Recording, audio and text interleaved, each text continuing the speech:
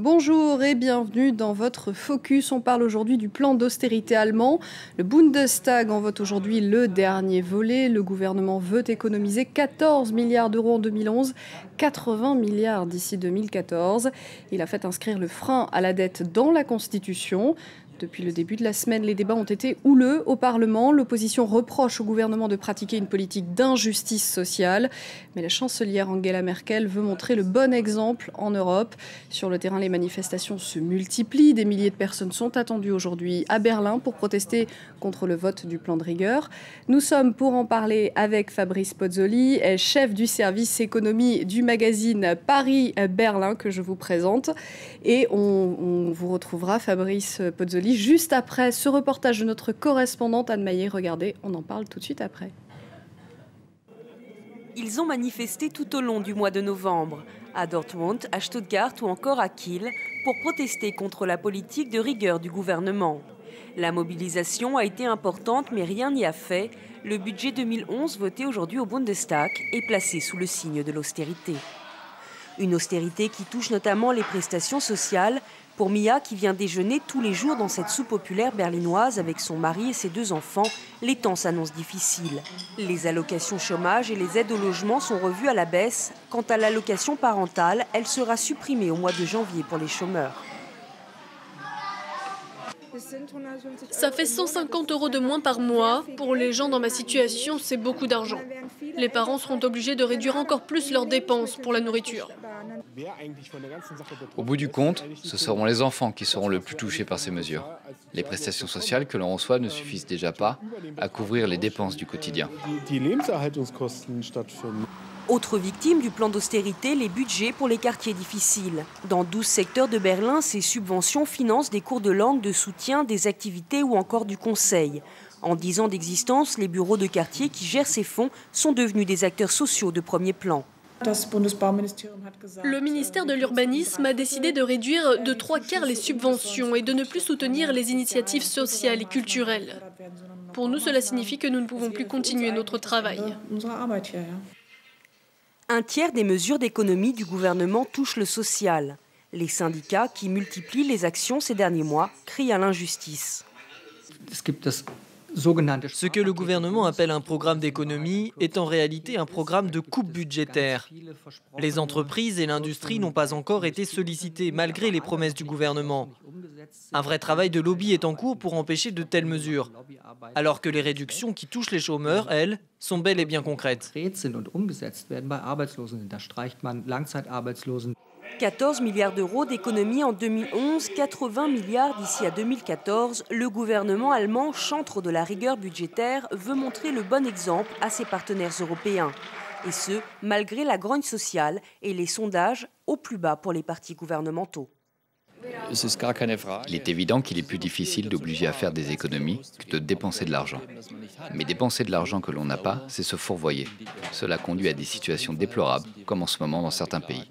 C'est la raison pour laquelle nous resterons fermes dans la consolidation des dépenses publiques. La dette publique allemande s'élève actuellement à 1 700 milliards d'euros. Cela représente plus de 20 000 € par personne. Alors avant de me tourner vers notre invité, nous sommes en ligne avec l'auteur de ce reportage, Anne Maillet. Anne, les manifestations sont généralement assez rares en Allemagne, mais là on sent bien un ras-le-bol. L'année prochaine, il y aura plusieurs élections pour renouveler la direction des Länders. Est-ce que le gouvernement ne prend pas un risque électoral avec ce plan de rigueur ? Écoutez, de toute évidence, le gouvernement allemand et la chancelière Angela Merkel ont beaucoup perdu en popularité depuis le début de l'année. Le Parti libéral est au plus bas dans les sondages. L'Union chrétienne-démocrate, elle aussi, a perdu des points. Donc c'est vrai que ces élections régionales qui sont prévues l'année prochaine se présentent mal. A priori, pour Angela Merkel, on sent qu'il y a une vraie grogne en Allemagne contre la retraite à 60 ans, contre la réforme de la santé, contre un grand nombre de mesures impopulaires, notamment ce plan d'austérité dont les effets seront en plus palpables à partir de 2011. Finalement, ce qui pourrait malgré tout jouer en sa faveur, c'est le fait que les Allemands sont en général tout de même très attachés à la discipline budgétaire. Donc si la relance se confirme, si le chômage continue de baisser et que cela vient corriger en quelque sorte les effets négatifs de ce programme d'économie pour les Allemands, Angela Merkel pourrait dans ce cas marquer quelques points. Merci Anne Maillet pour ces explications. Alors Fabrice Pozzoli-Montenet, je l'ai dit tout à l'heure, vous êtes chef du service économique du magazine Paris-Berlin. Est-ce que vous pouvez nous expliquer comment ça se fait que l'économie allemande aille bien et qu'en même temps il y ait cette dette ? On est face à un paradoxe, effectivement, en tout cas quand on regarde ça de Paris. On a une économie allemande qui est extrêmement dynamique, qui enregistre des taux de croissance de plus de 0,7% pour le dernier trimestre, ce qui fait un peu rêver en France. On a des entreprises allemandes qui sont bénéficiaires largement ces derniers mois. On a un taux de chômage en baisse et un plan d'austérité qui est de très loin le plus sévère qui a été mis en place en Allemagne depuis la Deuxième Guerre mondiale. On est donc dans une situation qui peut sembler un peu paradoxale. Alors, qu'est-ce qui motive ça ? Je crois que d'abord, il y a une vision de l'économie européenne de Mme Merkel. L'Allemagne est le principal bailleur de fonds actuellement de pays comme l'Irlande, comme la Grèce, bientôt de l'Espagne ou du Portugal. Donc ils veulent montrer l'exemple, en fait. Voilà, il y a une volonté très claire de Mme Merkel de dire des plans d'austérité sont mis en place dans ces pays. L'Allemagne est aussi celle qui va être un peu le bon élève en la matière en Europe. Et on va montrer que ce qu'on préconise pour ces pays-là, nous l'appliquons aussi à nous-mêmes, aussi impopulaire que cela soit-il. Donc il y a une volonté politique très claire. Il y a aussi une logique économique allemande très claire, c'est de réduire effectivement la dette publique, et l'objectif étant de la réduire à moins de 60% du PIB à l'horizon 2014. Pourquoi votre journaliste l'a dit, il y a actuellement une dette d'environ 20 000 euros par habitant, et dans le contexte de crise financière mondiale, le gouvernement estime que pour que l'économie allemande reste compétitive, pour que l'économie allemande reste la plus dynamique d'Europe, il faut réduire cette dette. Ce qui est d'une logique économique contestable. C'est vrai que tous les économistes ne sont pas d'accord là-dessus. Oui, c'est d'autant plus contestable que l'Allemagne a changé un peu d'avis, puisqu'au début de la crise, ils avaient laissé filer les déficits pour financer justement, pour ne pas freiner la consommation. Et maintenant, le frein à la dette est inscrit dans la Constitution. Il y a un peu une contradiction là dans la politique. C'est une logique allemande de réduire la dette allemande. Madame Merkel a toujours été très claire là-dessus, et les ministres des Finances allemands ont eu une politique toujours très orthodoxe en la matière du contrôle de la dette publique. On peut dire que les partenaires européens de l'Allemagne n'ont pas toujours suivi cette logique, loin de là. En l'occurrence, l'Allemagne est quand même le principal artisan actuellement du plan de sauvetage irlandais. Ils ont été les principaux soutiens aussi du plan de sauvetage grec. Et très clairement, de leur point de vue, ils ont intérêt à ce que la zone euro, dans les années qui viennent, ne connaisse plus ce type de crise financière comme on a vu ces derniers mois. Donc, il y a une logique qui est celle d'entraîner les autres pays européens derrière eux. Maintenant, plusieurs analystes disent l'Allemagne, qui est un peu la locomotive de l'Europe, risque de repartir sans les wagons derrière, parce que les plans d'austérité mis en place en Irlande, au Portugal bientôt, on voit des manifestations aussi bien en Italie qu'en Grande-Bretagne, qu'en Allemagne, comme vous l'évoquiez. On a un peu l'impression qu'au lieu de redynamiser l'économie européenne, on est en train de plomber au contraire les entreprises et les salariés européens, ce qui n'est pas le meilleur moyen de relancer la croissance en Europe. Eh bien, on verra ça. On aura le verdict d'ici quelques temps. Et juste brièvement, on a vu dans ce reportage que les économies étaient faites sur les subventions, sur les allocations familiales. C'est vraiment là que peuvent se faire les économies sur la dette allemande ? C'est un choix politique. C'est un choix politique de ne pas toucher aux industries. De préserver l'industrie. Ça a été un choix allemand toujours de faire en sorte que les grosses industries allemandes soient extrêmement dynamiques, et elles ont une souplesse sociale extrêmement forte, beaucoup plus forte qu'en France. Le chômage partiel est beaucoup plus facile à gérer. Les travailleurs allemands peuvent tout à fait se retrouver au chômage quelques mois et retrouver leur entreprise sans difficulté après 3, 4, 5, 6 mois de chômage.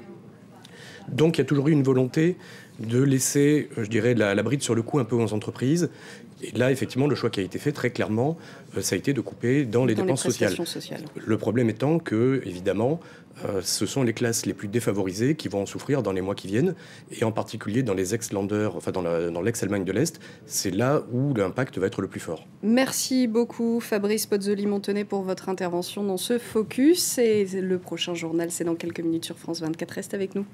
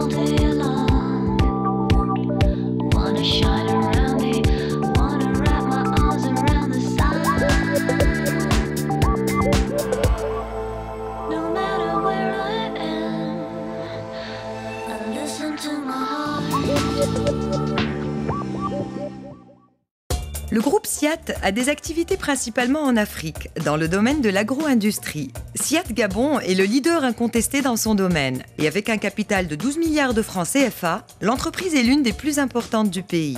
Au Gabon, nous exerçons 3 métiers. Le métier de huilier, le métier de producteur de caoutchouc naturel et l'élevage bovin. Entreprise citoyenne, SIAT Gabon affiche également l'intention d'ouvrir son capital en 2011 aux investisseurs locaux gabonais. Thank you.